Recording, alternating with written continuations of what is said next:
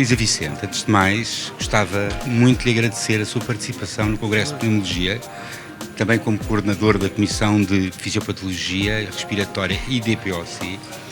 E, como percebeu, esta sessão fugiu um bocado aos cânones habituais do que nós falamos nas reuniões de pneumologia.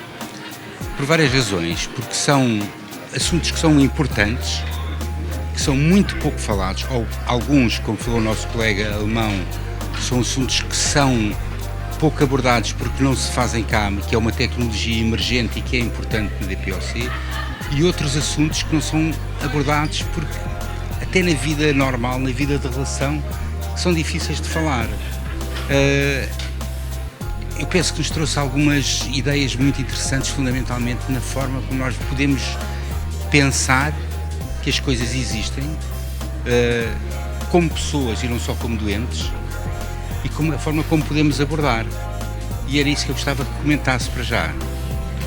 Quero agradecer aos dois, realmente me convidaram, em particular à Comissão de Fisiopatologia Respiratória e de DPOC, porque introduzir estes temas de sexualidade, resposta sexual, como abordar isto na vida da pessoa com doença, é essencial, mas realmente existe uma enorme resistência. Por isso eu dou-vos mesmo os parabéns, porque eu trabalho na Sociedade Portuguesa de Sexologia Clínica e tenho bastante trabalho nesta área. Mesmo para nós na Sociedade de Sexologia é um ganho quando conseguimos chegar à ginecologia, à obstetrícia, porque todos os profissionais não tiveram de facto treino nesta área e por isso sentem-se pouco à vontade. Até conseguem às vezes sentir que aquilo seria importante, mas não se querem meter em trabalhos a abordar uma questão que não sabem abordar. E por isso a ideia da comunicação foi mostrar que mesmo quem não trabalha ativamente na área da sexologia pode ter um papel fundamental em esclarecer dúvidas práticas relacionadas com a doença, com os sintomas da doença, com as terapêuticas e como é que são as estratégias para melhorar a satisfação sexual, o relacionamento, a forma como se está. Mas eu aproveitava para dizer que fizemos uma viagem histórica, desde o texto com as imagens da anatomia da vulva até um algoritmo ou um roteiro que nos deu para abordar na consulta um tema que faz diferença na vida dos doentes com DPOC, que têm cansaço, têm falta de ar e que querem manter a sua vida sexual e têm dificuldade. E as estratégias que nos deu, e era isso que eu gostava de lhe perguntar, quais são as estratégias que um doente com falta de ar, com cansaço, pode optar para fazer antes de ter uma relação sexual? Pronto. Eu abordei algumas, como escolher uma melhor altura, a utilização dos broncodilatadores, poder fazer terapêutica antes. Fiquei a saber logo a seguir nas perguntas que não foi possível fazer, que afinal já existe trabalho feito sobre isso. No Living Well com DPOC já há algumas indicações sobre, técnicas de poupança de energia, que é fundamentalmente isso. Estratégias de poupança, e é assim que nós utilizamos, é esse o termo que nós utilizamos, estratégias de poupança de energia. Mas penso que a janela que a doutora Elisa abriu é muito mais ampla do que isso. Tem a ver com a nossa própria visão sobre uma questão que é uma questão real, fisiológica, da nossa vivência do dia-a-dia, como pessoas e como pessoas com doença ou com outra doença ou com qualquer outra doença.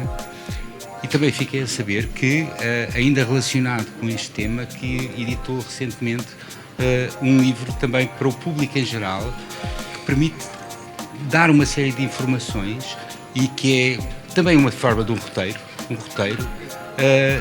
vai-nos dar algumas respostas e vai desfazer alguns mitos, e penso que é um livro de leitura que nos vai ajudar muito. Não sei se quer comentar. É um livro que ele chama-se o Atlas Davi, e chama-se o Atlas da V e V é de vulva, V de vagina e V de vitória. Consegui dizer vulva sem achar que é uma palavra feia, são todas diferentes, que vulva e vagina são diferentes e que é possível viver com elas de formas diferentes. Mas não é só para pessoas com vulva e vagina. De facto, também tem sobre a resposta sexual, tem sobre sexo, género e orientação sexual. É um livro que é útil para todas as pessoas. Eu acho que independentemente do sexo, independentemente do género e independentemente, aliás, expus isso no resumo do jornal do Congresso, para profissionais de saúde que não têm, de facto, formação formal na área da sexologia, ajuda bastante, porque é possível, através de perguntas-respostas, encontrar as primeiras respostas para aquilo que realmente sentem necessidade de aprender. Só queria fazer mais uma pergunta.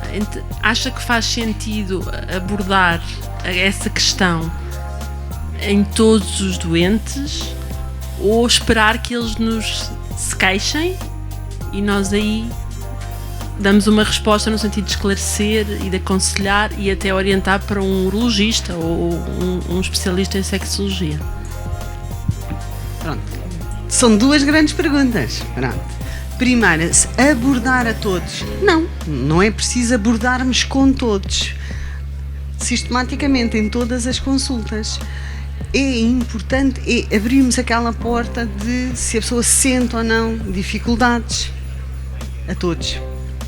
Porque pode, na altura, a pessoa dizer corre tudo lindamente, pronto.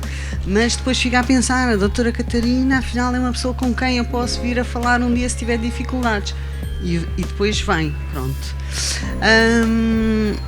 E por isso, eu acho que não é preciso falar a todos, mas é preciso abrir a porta a todos para a possibilidade de se poderem falar.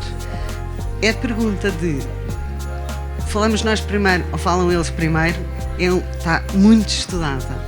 E, de facto, até existe um estudo português, o Episex, para além de estudos estrangeiros, em que perguntam a mulheres e a homens se o seu médico já falou consigo sobre a sexualidade e questões relacionadas com dificuldades sexuais. Às mulheres perguntavam mais e aos homens menos. E depois, quando perguntavam, mas acha que o seu médico devia ter a iniciativa de falar, aí estavam todos de acordo. Quase nos 90% todos achavam que o médico é que devia tomar a iniciativa.